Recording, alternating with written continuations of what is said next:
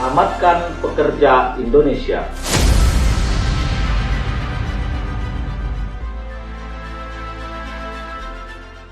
Membayar upah pekerjanya itu di bawah UMR Bang, atau upah minimum.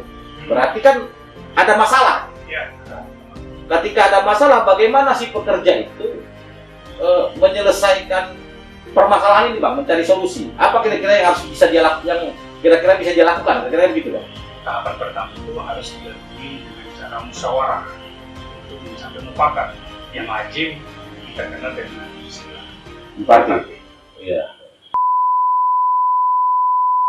Sebelum pasti ke PHI tadi, Oh, ini masih cerita iya, tripartit. masih Oh, siap. tripartit. Ya, siap. Kan seperti itu. Siap Bang.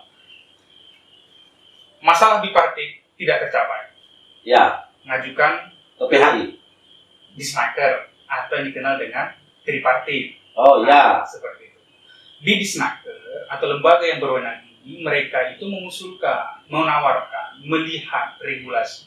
Ini diselesaikan melalui apa? Ya. Konsiliasi kah atau arbitrasi kah? Nah, arbitrasi ini kan lazim di dalam perjanjian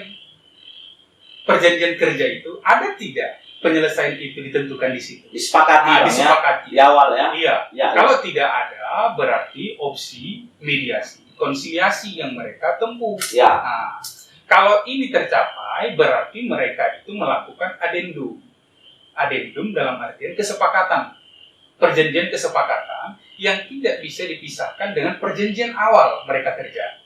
Itu kalau tercapai musyawarah mufakat. Ya. Kalau tidak tercapai, baik itu mediasi, konsiliasi, mereka itu bisa mengajukan ke pengadilan perselisihan hubungan industrial.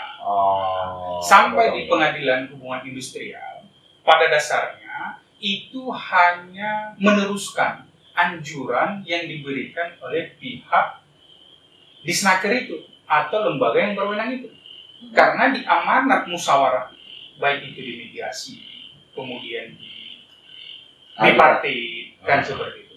Itu kan ada anjuran yang telah diberikan. Rekomendasi ya, Bang? Rekomendasi dari pertemuan itu ya, Bang ya. Rekomendasi dari pertemuan itu bahwasanya kesepakatan musyawarah tidak tercapai, dan disitulah itu diberikan oleh pihak-pihak baik itu mediator atau konselor, itu memberikan anjuran kepada para pihak yang akan dibawa ke pengadilan hubungan industrial. Seperti itu.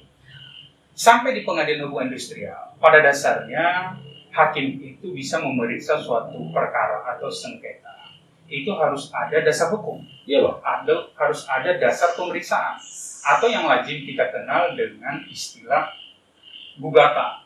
Ya. Di dalam gugatan inilah dijelaskan apa sebenarnya dasar hukum, hubungan hukum antara si penggugat dengan si tergugat. Kemudian apa yang dia mohonkan di situ? Yang dia mohonkan ini berasal dari anjuran yang diberikan oleh lembaga yang berwenang dalam kerjaan itu. Oleh Disnaker. Ya, tripartit, Bang ya. Tripartit. Seperti itu. Ini kita kerucutkan aja nih, Bang. Penggugatnya kita buat si pekerja, Bang. Kita contohkan. Ya. Oke, silakan, Bang. Contohnya mungkin yang agak marak pada saat sekarang ini kan terjadinya pemutusan hubungan kerja, kan seperti itu. Ya. Kalau terjadi pemutusan hubungan kerja, berarti pihak pekerja itu melakukan gugatan kepada perusahaan. Oke. Itu kan mungkin, kenapa dia mengajukan gugatan? Karena ada beberapa regulasi yang tidak sesuai dalam pemutusan hubungan kerja yang telah ditentukan oleh undang-undang itu. Ya. Nah, disinilah dijelaskan oleh si pekerja seperti itu. Dalam surat gugatan. Dalam surat gugatan itu Ya. dijelaskan uraian hukumnya. Ya. Apa yang dilanggar? Kepentingan apa yang tidak sesuai atau yang memang dilanggar oleh perusahaan itu. Ya. Seperti itu. Kemudian setelah adanya gugatan itu didaftar ke pengadilan. Pengadilan itu nanti bakalan memeriksa gugatan itu. Ya. Pasti, Bang, sambil minum kita, Bang ya. siap. Pasti itu pengadilan memanggil pihak baik itu pekerja dan pihak perusahaan. Ya. Seperti itu. Kalau berbicara tentang agenda di persidangan PHI, itu sesuai dengan amanat dari Undang-Undang Nomor 2 2004, itu merujuk kepada hukum acara perdata yang kita anut di Indonesia. Seperti itu. Oh, sistem beracara yang Sistem beracara. diamanahkan oleh Undang-Undang Nomor 22 Tahun 2004 tentang penyelesaian perselisihan PHI itu tetap merujuk pada sistem beracaranya Hukum acara perdata. hukum acara perdata, Bang, ya. Tidak jauh berbeda seperti itu. Ya. Agenda-agendanya Berarti sistem beracaranya hampir sama, Bang, ya. hampir sama. Ya, Seperti oke. itu. Jadi adanya gugatan, jawaban, repli, dupli, kemudian pembuktian, kesimpulan, baru putusan. Seperti itu sama seperti hukum acara yang ada di hukum acara perdata kita di Indonesia. Seperti itu. Kalau berbicara tentang materi dalam acara pemeriksaan itu pasti tidak jauh berbeda dengan pokok permasalahan yang disengketakan. Seperti itu. Baik itu jawab menjawab, baik itu di repli, di pembuktian, pasti menyangkut tentang itu juga. Seperti itu. Kalau dia berbicara tentang hubungan pekerja atau pemutusan hubungan kerja, berarti yang dikomplain itu apanya sekarang? Apakah tidak sesuai atau memang dalam hubungan pekerja itu tidak memberikan pesangon yang telah ditentukan undang-undang. Nah, disitulah materi. Apakah pesangonnya yang mau digugat atau sebab dari PHK-nya, kan, ya? Atau sebab dari PHK-nya. Ya. Atau akibat dari PHK-nya, kan seperti itu. Iya. Sebab dan akibat seperti itu. Itulah yang kita buktikan dalam persidangan itu. Oh, berarti sistem beracaranya sama, Bang, ya. Sekarang sedikit lagi, Bang. Menurut Abang, pengadilan hubungan industrial ini sudah benar-benar menjalani tupoksinya, Bang. Artinya dia tidak beratnya ke pengusaha atau beratnya ke pekerja gitu, Bang. Gimana menurut Abang? Kalau kita lihat dari realita yang ada, kemudian regulasi yang telah ditentukan oleh undang-undang, pada dasarnya hakim yang ada di PHI itu tidak 100% hakim karir, itu ada hakim ad hoc. Oh. Hakim ad hoc ini ada pihak perusahaan, ada pihak buruh yang memang berkompeten untuk mementingkan dan mengkaji kepentingan para pihak di situ. Kalau kita bersidang juga di peradilan hubungan industrial, itu hakim karirnya cuma satu. Yang kedua, itu didampingi oleh hakim ad hoc. Seperti itu. Jadi kalau dikatakan apakah mereka berpihak kepada buruh atau perusahaan, kalau menurut saya pada dasarnya tujuan dari undang-undang itu dan kenyataan yang ada itu telah mementingkan kepentingan para pihak, baik itu perusahaan dan baik itu juga pekerja. Seperti itu. Ya. Oke, Bang. Mungkin sudah cukup paham kita, tapi mohon maaf, Bang, ini coba saya simpulkan ini, Bang. Nanti kalau ada yang kurang tolong diralat, bahwa dari hasil diskusi kita dengan Bang Ipul dalam sistem penyelesaian perselisihan di hubungan industrial ini, tadi saya kirim contohnya ke pembayaran upah yang di bawah minimum, rupanya Bang Ipul mengirimnya ke terkait masalah yang banyak terjadi, misalnya PHK karena ini masih masa COVID, Bang, ya. Oke. Seandainya ada para pihak atau para pekerja yang di PHK tetapi si pekerja itu merasa PHK itu merugikan dia atau mungkin si pekerja, maka si pekerja bisa melakukan pembelaan diri atau bisa melakukan usaha hukum, Bang, ya? Ya, karena memang itu sudah ditentukan oleh undang-undang. Oke.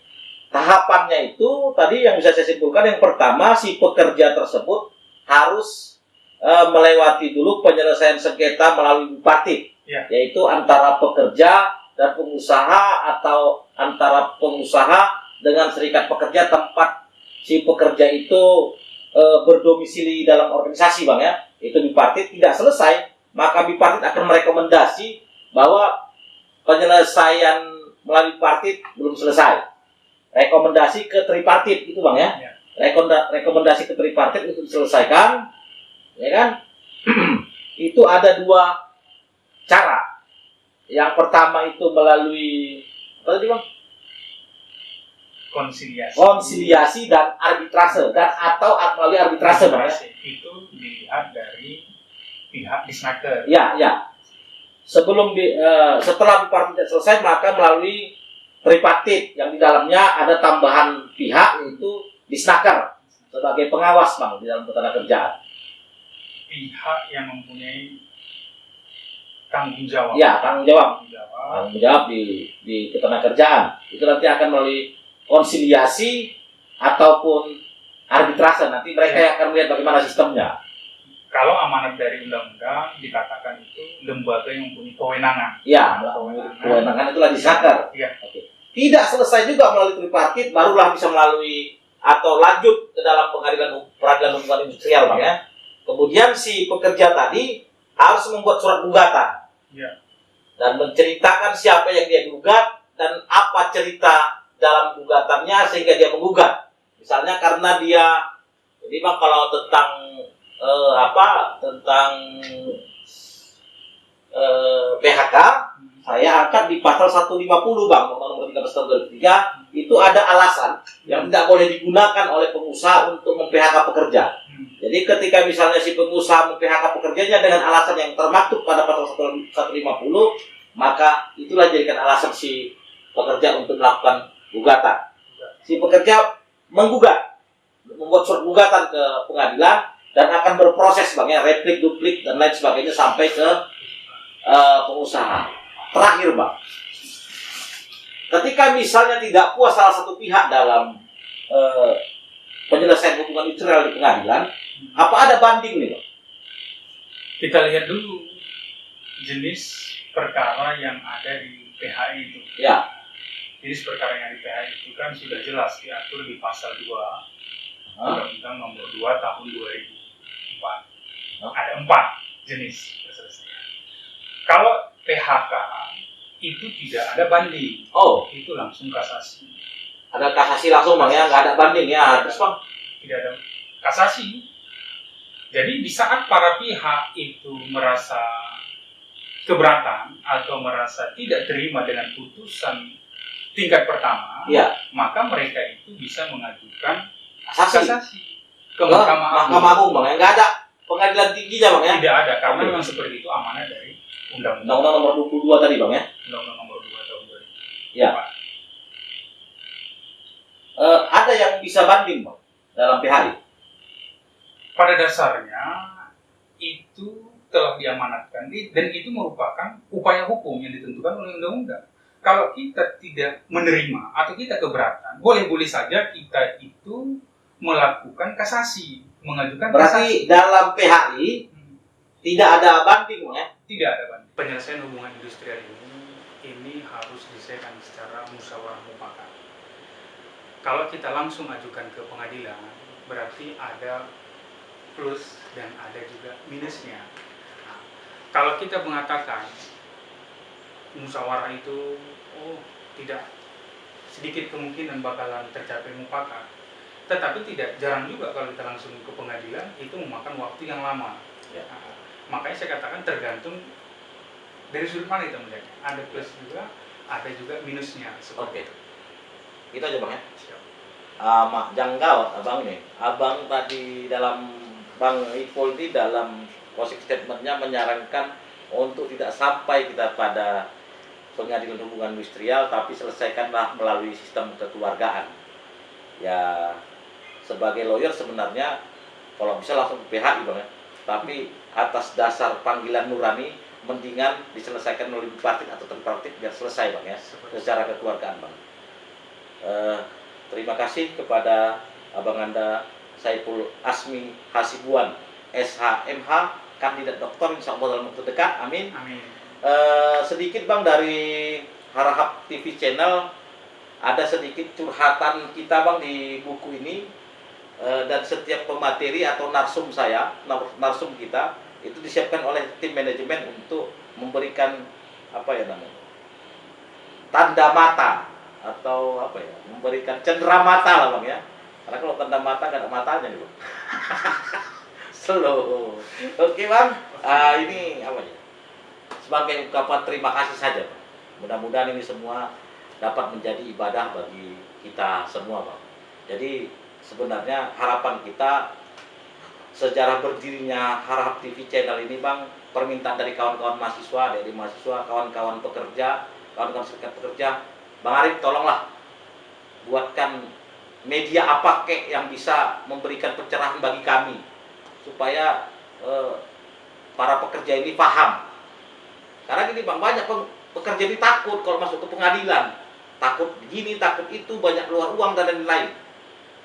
Padahal apa namanya ya, mereka bisa melakukan usaha hukum gitu kan Bang. Jadi kenapa ini saya lakukan, saya undang Abang supaya memberikan pencerahan lah kepada kawan-kawan pekerja, serikat pekerja, dan ilmu tambahan bagi kawan-kawan mahasiswa. Jadi nanti kita terbitkan dalam video YouTube Bang ya, mohon izin Bang ya. Mudah-mudahan ya bisa membawa manfaat lah.